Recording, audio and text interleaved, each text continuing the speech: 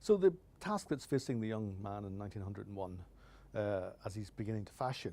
a bunch of lyrics into a sequence, is a task which has been set by all of the various precedents that he was working with. Those were the ability to try to tell a story in verse, or try to tell a story in lyric, knowing that each individual lyric had to be whole and entire in itself, but at the same time somehow be linked with the one that had come before and the one that was going to come afterwards.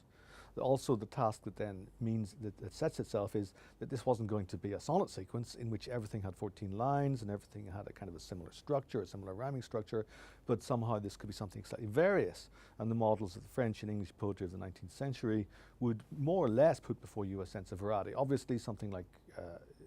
Tennyson's In Memoriam is just the repetition of the same stanza over and over and over again, and Meredith's Modern Love has 16-line sections,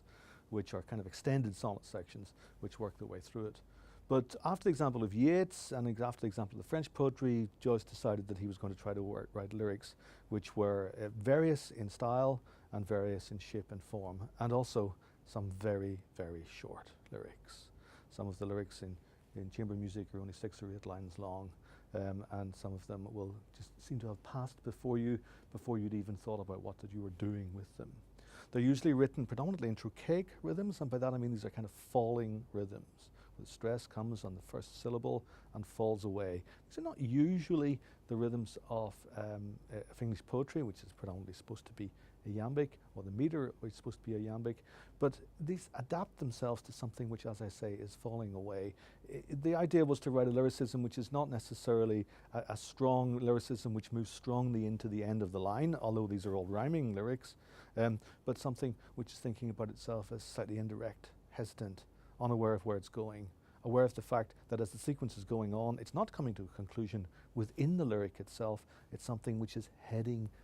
gradually towards some kind of resolution. The resolution that it is, though, of course, is then inherently tied up with its thematic matter. And that thematic matter is again the replaying of those great themes which were in those sequences which came before. And predominantly those themes are of adultery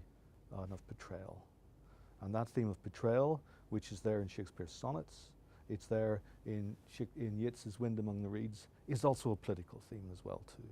And the sense of the betrayal through his own adultery of Parnell and of the various betrayals which beset themselves upon a young Irish writer writing in 1901, desperately trying not to write an Irish sequence, but unavoidably tied into the historical conditions of his time.